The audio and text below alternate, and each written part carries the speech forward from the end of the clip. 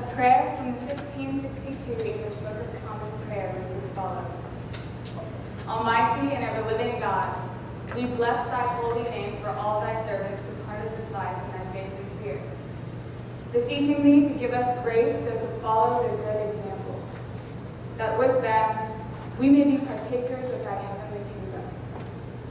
Grant this, O Father, for Jesus Christ's sake, our only mediator and advocate. Amen. Observing and following the good examples of past Christians is an undervalued aspect of Christian living.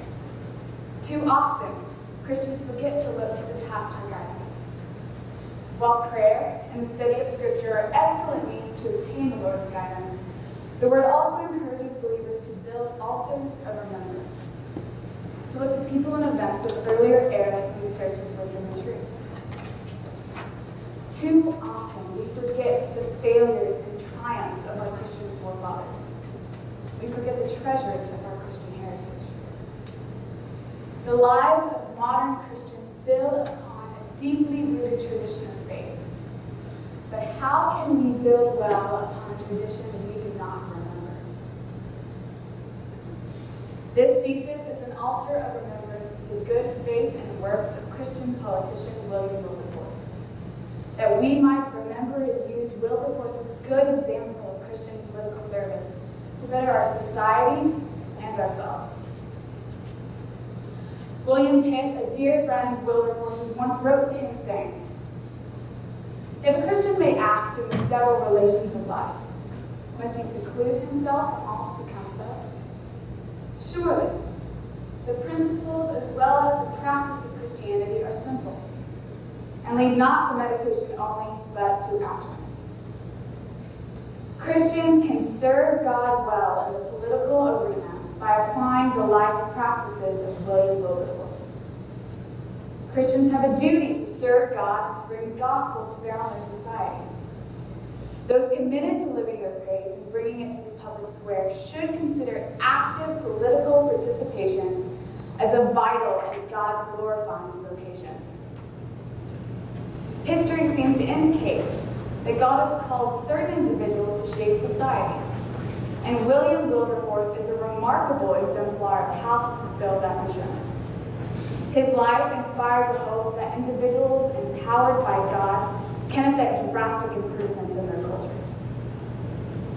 Wilberforce, best known for his fight to abolish the slave trade in England, was driven by his robust and comprehensive view of Christianity to make the English political realm his mission field. He breathed, toiled, rejoiced, and wept. He dedicated his entire life to the glory of the triune God. This is the way in which today's Christians should view politics, as a difficult yet glorious opportunity to serve our God. To understand the remarkable contribution William Wilberforce made, one must understand the decadent state of the British nation during his time. A brief survey of England from 1725 to 1775, the half century leading up to Wilberforce's entrance into politics, will provide this context. I will then examine three critical qualities Wilberforce models for the Christian politician. First, his central goal is to further the kingdom of Christ by restoring the influence of Christianity and raising the standard of morality. Second, his response to persecution indicated that we learn to expect it as part of a Christian's discipline. And third, his public ministry never compromised his high standards of private holiness. I will then exhibit the impact Wilberforce had on the British nation. In order to address possible counterarguments, I will examine the goodness of politics in essence, Christianity as a social religion, and the popular attitude felt towards the political profession. Lastly, I will conclude by emphasizing how the principles of Christianity lead not to meditation only, but to action. I will be offering two definitions for politics. My first definition is a philosophical definition used to refer to the natural political relations interconnecting all beings. Natural politics is the hierarchical order that necessarily exists where multiple beings interact. By definition, man cannot live in communion with God or others without the existence of natural politics. My second definition is offered specifically for the practical application of politics in official governmental relations. Practical politics is the system by which citizens engage directly with the state by applying the available means of persuasion in the defense and promotion of the people's happiness. 200 years ago, Britain was the largest and mightiest empire the world had ever seen. She ruled over a vast geographical territory with wealth pouring in from her many colonies. In his introduction to a reprint of Wilberforce's book, A Practical View of Christianity, Charles Colson wrote the following: "The church was apostate, and the whole nation wallowed in self-indulgent decadence." William Wilberforce and the Clapham sect set out to reduce the moral corruption of their countrymen by checking public policy with biblical morality. Because his ultimate goal was to further the kingdom of Christ, with his subsequent goal to promote the true happiness of the people, Wilberforce had an enduring and monumental effect on British culture. Interestingly enough, he did not enter into practical politics with this end in mind. Contrarily, his upbringing taught him that religion was unimportant. When Wilberforce did enter into practical politics at the age of 21, he was a nominal Christian, in an age when many lived as though being Christian and being English were one and the same. It was not until a conversation with apologist Isaac Milner did Wilberforce undergo a drastic conversion of heart and a transformation in his perspective on life. On October 26, 1785, Wilberforce recorded the following in his journal: "As soon as I recollected seriously the deep guilt and black ingratitude of my past, life forced itself on me in the strongest colors, and I condemned myself for having wasted precious time and opportunities and talents." The first dilemma Wilberforce encountered after his conversion was whether he would best serve God in the corrupt, political realm of England, or in private solitude where personal holiness could develop without opposition. John Newton, a spiritual mentor to Wilberforce, advised him, saying, "The Lord has raised you up for the good of his nation." Newton's advice gave Wilberforce that mature balance between the private and the public, between private holiness and care for the world, which is fundamental to Christianity and yet so often missed even by the most sincere.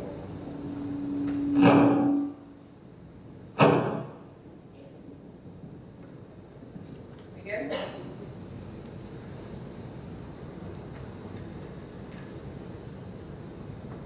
As Wilberforce reflected on his call to serve God as a politician, he recorded the following in his journal: "God Almighty has set before me two great objects, the suppression of the slave trade and the reformation of manners." William Wilberforce believed he was called to serve God in the realm of practical politics. In the same way, this gospel endeavor must be the central goal of every Christian politician. Christians in politics must be directly driven by their religion. Matthew 7:17-18 says, "So every healthy tree bears good fruit, and every diseased tree bears bad fruit. A healthy tree cannot bear bad fruit, nor can a diseased tree bear good fruit." Regular church attendance and decent public behavior do not satisfy the high Christian standard of holiness. While the modern church indisputably struggles with such misconceptions, William Wilberforce witnessed the same sins in the English church of the 18th century. And just as he did then, today's Christians must insist: we will not exclude God's presence from any part of human life, and politics is no exception. The Great Commission is a two-sided endeavor. In order to set up the kingdom of Christ, the conflicting principalities of the world must be torn down. The kingdom of Satan must be abolished. Soldiers, intending to overthrow a long-standing kingdom, must be completely dedicated to their fight. As Christians, we know our opposition is well practiced. Satan meets us on the battlefield, determined to defend his territory. When William Wilberforce took his stand for Christ, he was staking a claim on the enemy's soil. Wilberforce faced a significant amount of social persecution when he opposed both the slave trade and the general state of English morality.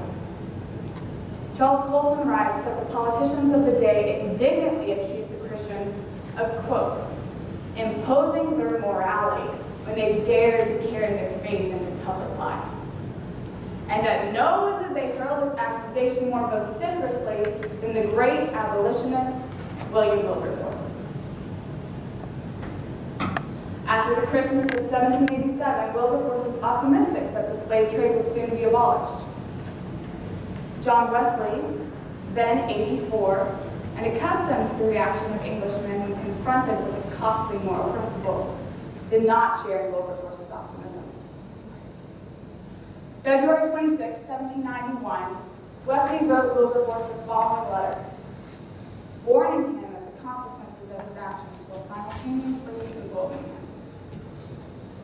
Dear Sir, unless the divine power has raised you up to be as Athanasius Conframidum, I see not how you can go through your glorious enterprise. In opposing that execrable villainy, which is a scandal of religion, of England, and of human nature.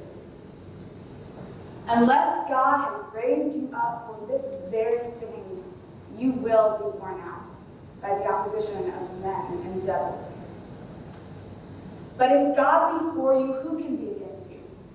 Are all of them together stronger than God? Oh, be not weary in well-doing. Go on, in the name of God and in the power of his might, until even American slavery, the vilest that ever saw the sun, shall vanish away before it. Reading this morning a tract wrote by a poor African, I was particularly struck by that circumstance. That a man with a black skin being wronged or outraged a white man can have no redress. It being a law in our colonies that the word of a black against a white goes for nothing. What villainy is this? That he who has guided you from your youth up may continue to strengthen you in this, and in all things is the prayer of, dear sir, your affectionate servant. William Wilberforce was as Athanasius Conframidum, for like Athanasius, the champion of Christian orthodoxy in the ancient church, Wilberforce stood against the world. He purposefully walked into a storm of public scrutiny when he opposed the moral complacency of his nation. Admiral Lord Nelson, a national hero of the time, expressed well the common sentiments felt towards Wilberforce and the Clapham. I was bred in the good old school and taught to appreciate the value of our West Indian possessions. And neither in the field nor in the Senate shall their just rights be infringed, while I have an arm to fight in their defense, and a tongue to launch my voice against the damnable doctrine of William Wilberforce and his hypocritical allies. Nelson was defending the West Indian commerce and plantation system. Wilberforce opposed it because its entire infrastructure depended on the slave trade for success.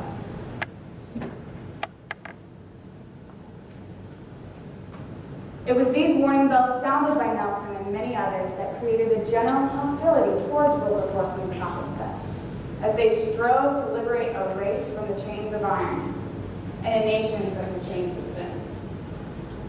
It took great courage to oppose the moral complacency of this nation. Wilberforce's courage was born of a determination to fear God rather than men.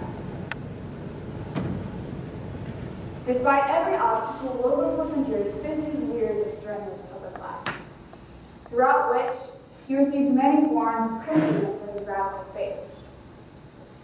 Many were afraid to join Wilberforce because they knew in doing so, they would be subject to brutal social persecution. One nobleman, in order to illustrate for Wilberforce the degree of persecution he would receive, led him to a painting of the crucifixion. Looking on that hallowed image, Wilberforce should have remembered Christ's words in the Gospel of John. If the world hates you, know that it has hated me before it hated you. If you were of the world would love you as its own. But because you are not of the world, but I chose you out of the world, therefore the world hates you. The Christian politician can expect to be hated by the world. And just as Wilberforce did, we should model Paul's ability to find joy in sharing in the sufferings of his Savior. Wilberforce knew that devoting himself to Christ would mean committing to a life contra mundum, against the world.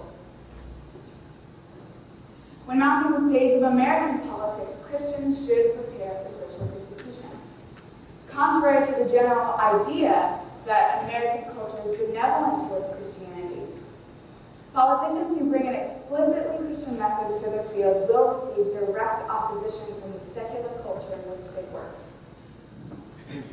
William Wilberforce fought for 20 years to pass a bill opposing the barbaric trading of human slaves for economic gain in a country with a state church.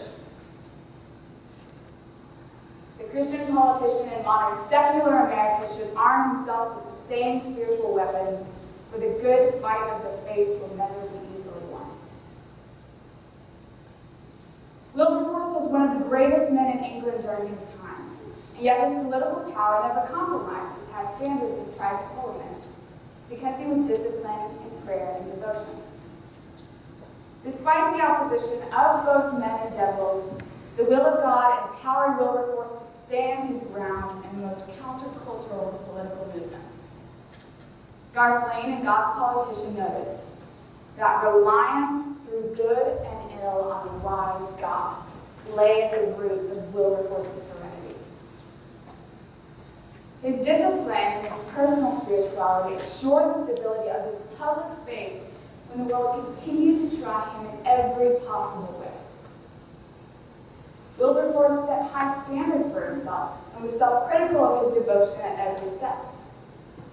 In 1793, Wilberforce spent a holiday with a friend named John Benn, whose personal commitment to the Christian life Wilberforce truly admired and desired to model. After spending some time together, Wilberforce recorded the following in his journal. I have had Ben with me near a fortnight. He is heavenly minded and bent on his master's work, affectionate to all around him, above all to Christ's people. As such, how low are my attainment. Oh, that we labor with redoubled diligence to enter into the straight gate. An indolent, soothing religion will never support the soul in the hour of death. Then, nothing will buoy us up but the testimony of our conscience that we have fought the good fight. A commitment to private holiness is an essential foundation for the Christian working in the public sphere. Personal devotion is the root from which the tree of public evangelism springs. We must not neglect the state of our own religion for the sake of others. We will find ourselves losing spiritual traction when we cannot maintain the same type of relationship with our Creator that we wish for those around us. Christians in politics must first reconcile their own souls to God as well as the souls of their fellow men. By the time his work was done, Wilberforce had effected drastic improvements in British culture.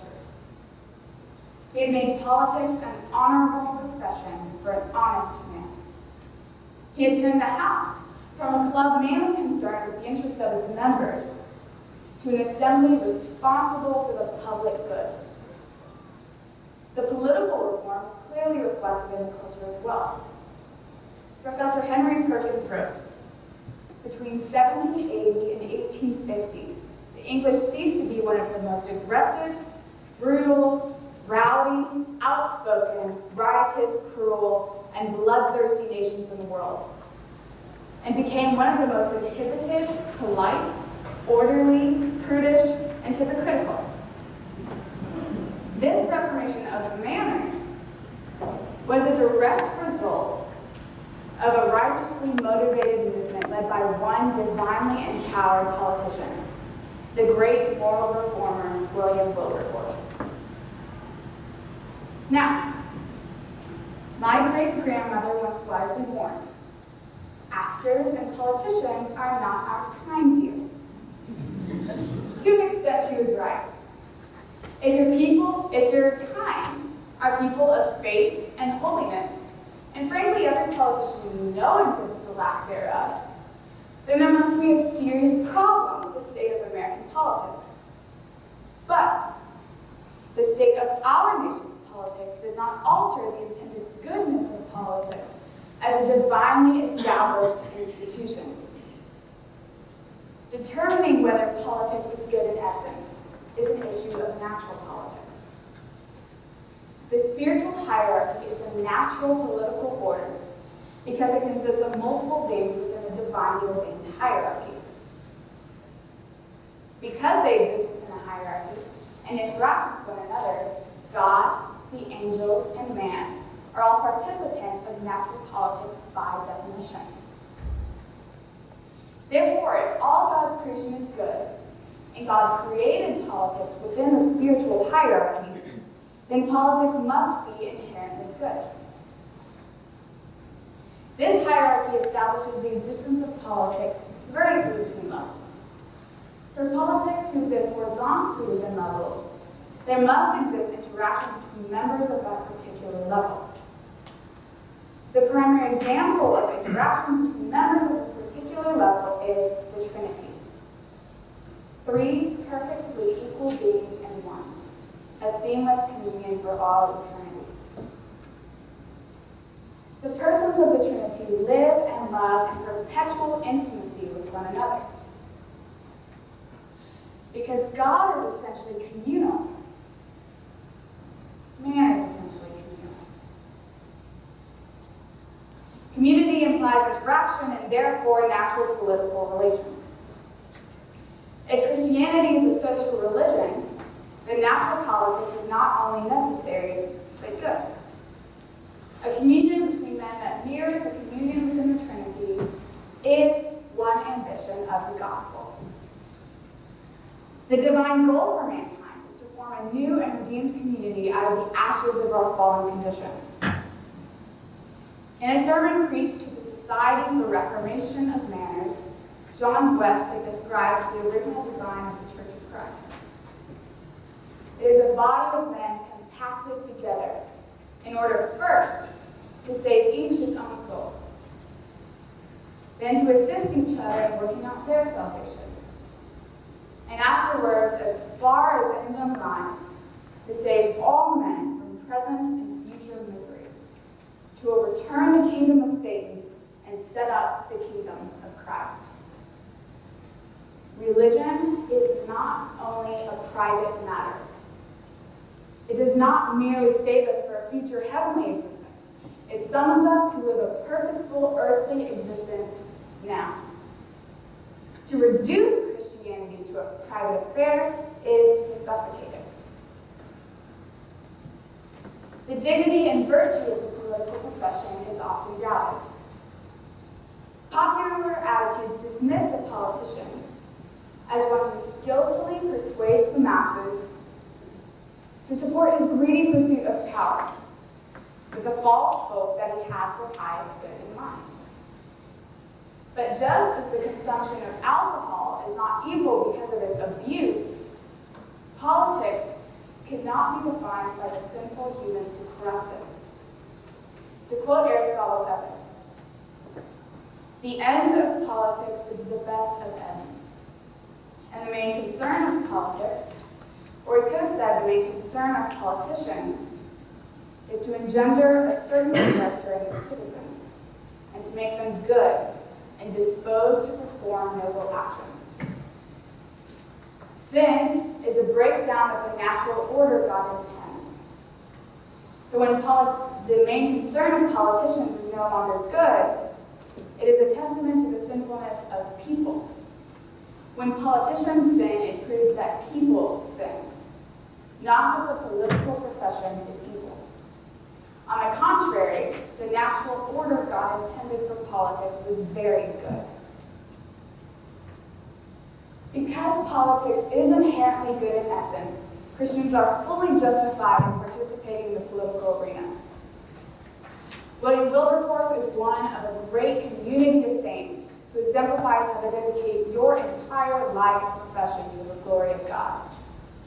We must redeem the political profession for the kingdom of Christ.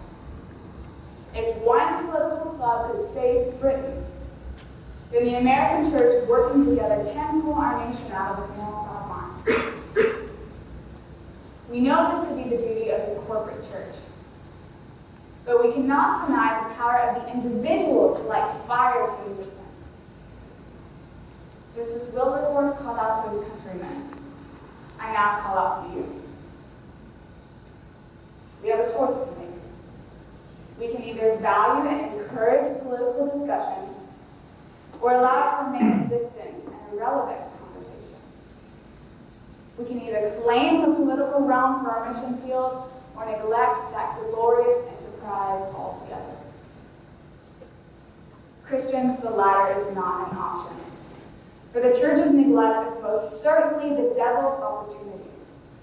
Surely, whether we engage in practical politics with our congressmen or natural politics with our neighbors, our faith must directly influence every policy we enforce, every candidate we support, every political action we take. Surely, the principles as well as the practice of Christianity are simple and lead not to meditation only, but to action. In the words of William Wilberforce himself, let true Christians boldly assert the cause of Christ in an age when so many who bear the name of Christians are ashamed of him. Let them consider as devolved on them that important duty of suspending for a while the fall of their country, and perhaps of performing a still more extensive service to society at large, not by busy interference in practical politics, in which it cannot but be confessed there is much uncertainty, but rather by that sure and radical benefit of restoring the influence of Christianity and of raising the standard of morality. Thank you.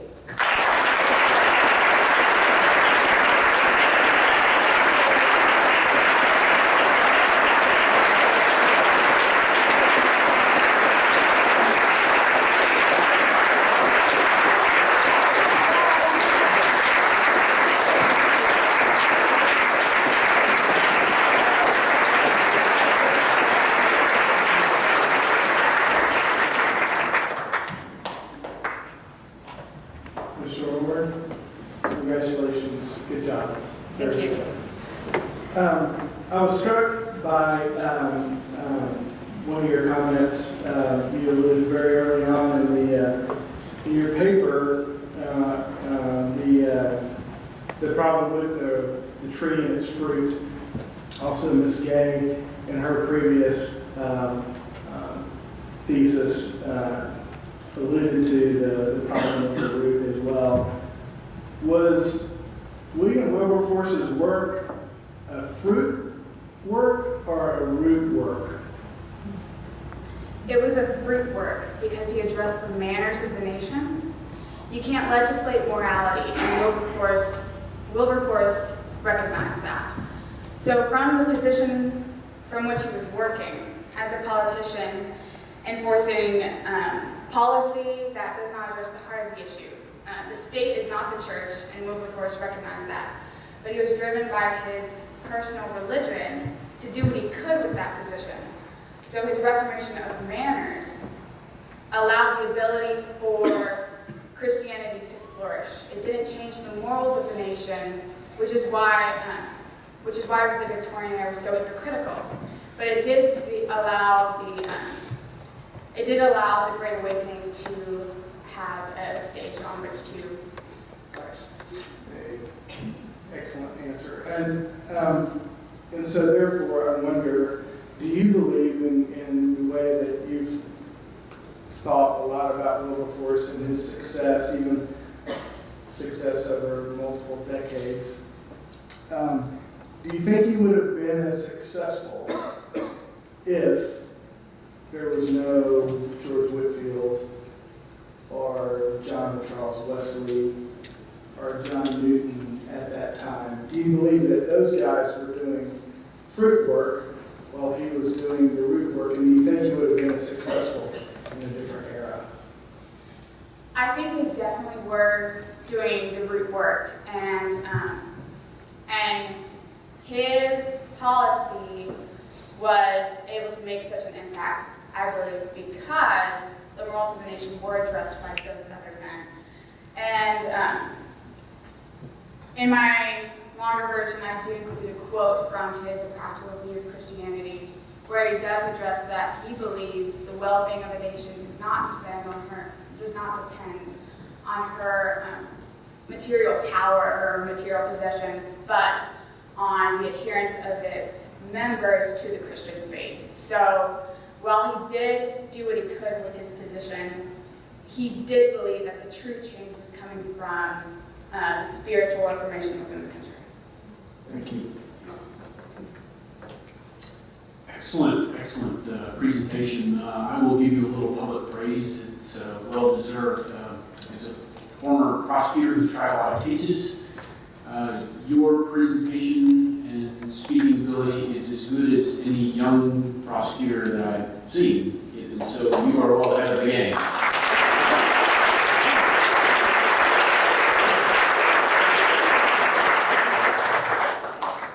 I will ask you this. You say that we are in a current moral quagmire, and I won't disagree with you.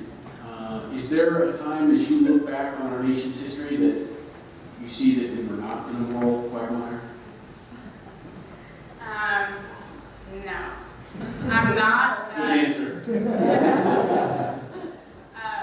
I'm not a primitivist. I don't think that there was a good old days that we can look back to, but there are definitely different ways in which sins are manifested. With current media, sins, moral quagmire is definitely on front display, and because of the sinfulness of man, that is what gets praised, and because of media, that's what gets publicized. So the quagmire of our day is different than it has been before. It's not greater or less, in my opinion, but it's definitely on much more display. Okay. Great. That's a lot wiser than people 3 times your age could possibly answer. And it was honest. Thank you. Are there any examples of any current politicians that you see? This may put you on the spot, and you may say, I'll keep that to myself, that you see that would model effective Christian integrity in politics? And if so, what? I couldn't name a specific person that does exemplify my exact idea of how Christians should be directly driven by their faith in the realm of politics, because it's difficult because of the issues that are popular to be in question at this point. With different hot topic issues, Christians will take certain stances on them, and whether that's compatible with what type of government, I'm not sure. So the people that are on the forefront of Christian political service, I'm not qualified enough or informed enough to make an accurate statement on whether they are exemplifying my idea of correct Christian political service. Okay, great. I want to encourage you and every other young person here too, that exactly like you said, is that what we're doing is you will continue to strive and not necessarily reach the cynicism maybe of your grandmother or great-grandmother, because if there's no good politicians or actors, you know. As you get older, you'll start to see certain things like that, and it can creep in. But that your presentation was refreshing to me, and probably to many others who have seen, levels of cynicism creep in. And it's a good reminder that we are against the world as Christians, and not necessarily just to be a contrarian, but to be different. And this was a good reminder, and Wilberforce certainly suffered, culturally for his views, and I think any Christian who's being genuine will do the same. But it's an encouragement to continue that nonetheless. So thank you very much. Good job.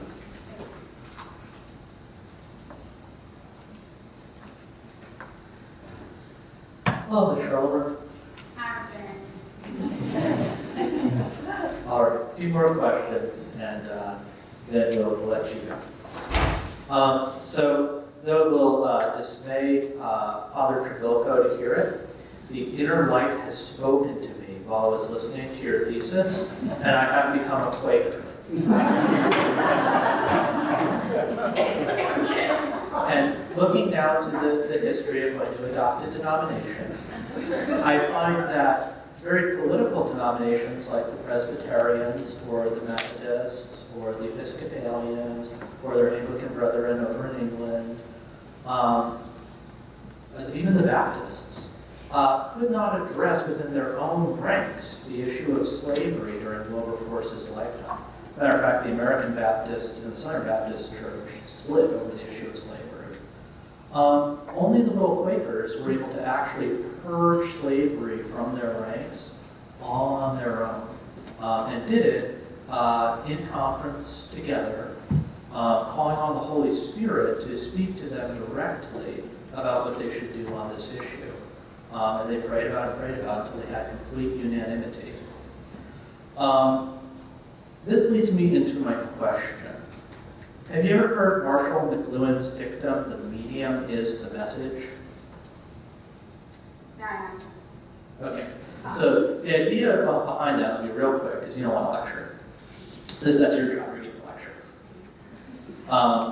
But the idea of Marshall McLuhan's medium is the message is that whenever you say something on a TV commercial, or in a book, or on a text, that the medium through which you speak colors, taints, even corrupts the message that you're trying to get across. So that there may be some modes of speech that cannot be carried out through, say, a tweet. Really hard to give a thesis like you've just given through a tweet, right? To try to cram all this wonderful stuff that you've been saying into 240 characters, it wouldn't work, right? It would horribly distort your message. Okay.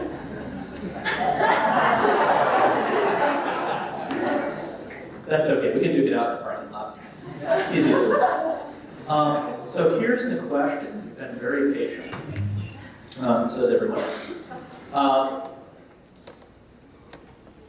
If the governments of the world are part of the world system which Satan is lord over, and Jesus came into the world to confront those powers and stepped outside of them,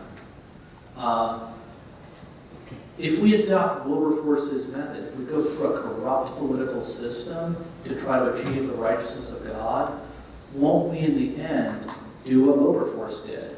Achieve a short-term political win, but long-term achieve merely hypocrisy and more clever forms of sin? Shouldn't we tackle this outside of government structures? In my paper, I addressed how God did set up politics within the spiritual hierarchy.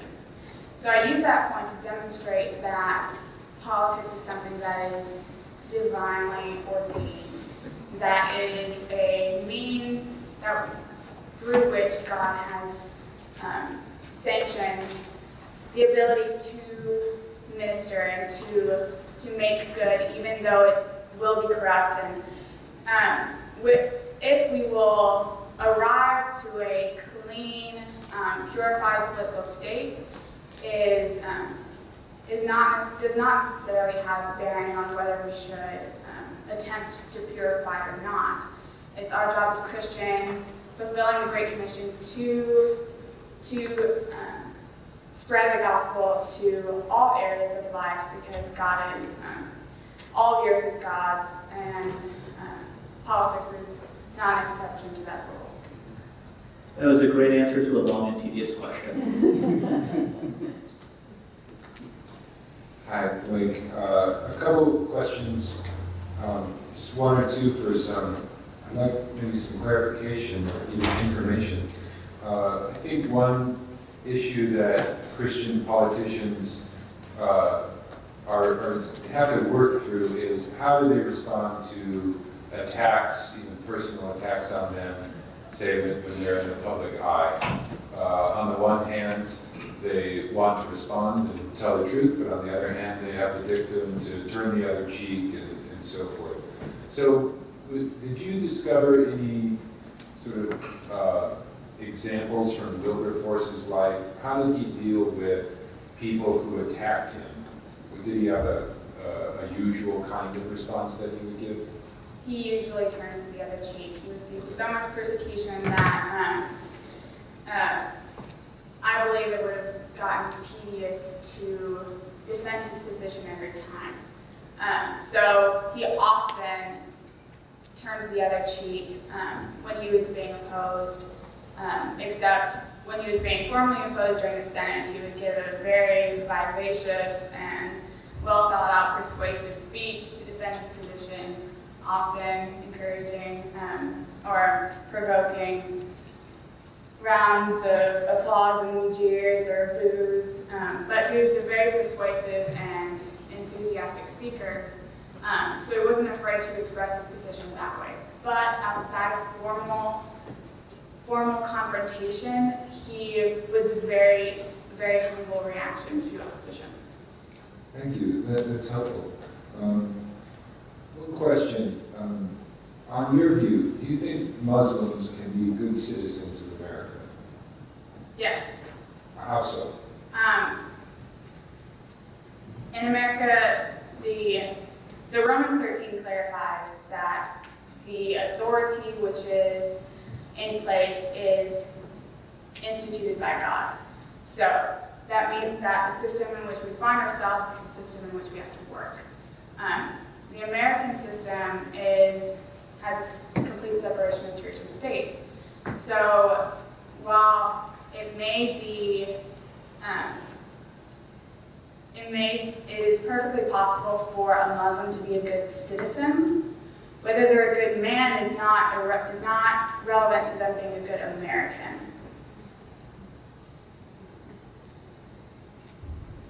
Oh, okay.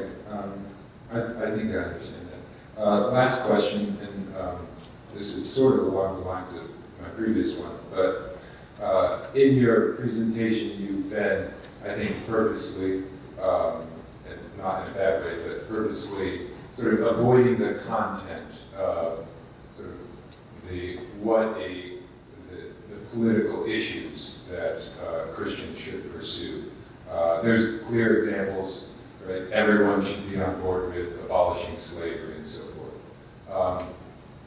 But what would, I'm trying to think of a way to make you sort of be a little more specific about this.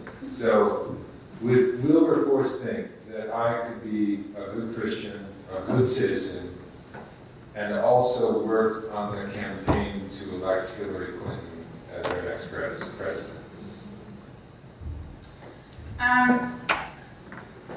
So I believe in American government, that many laws and principles by which we govern are based on natural law, and that's something that's assumed.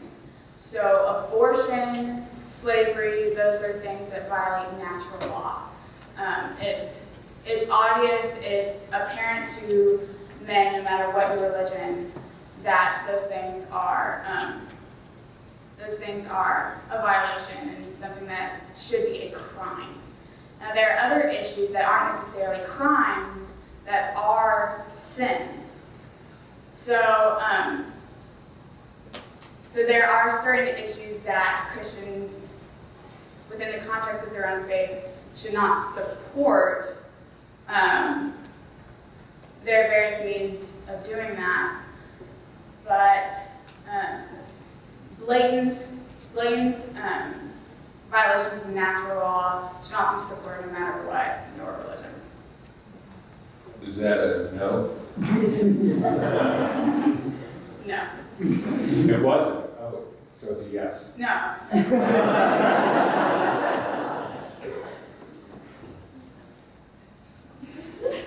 Oh, okay.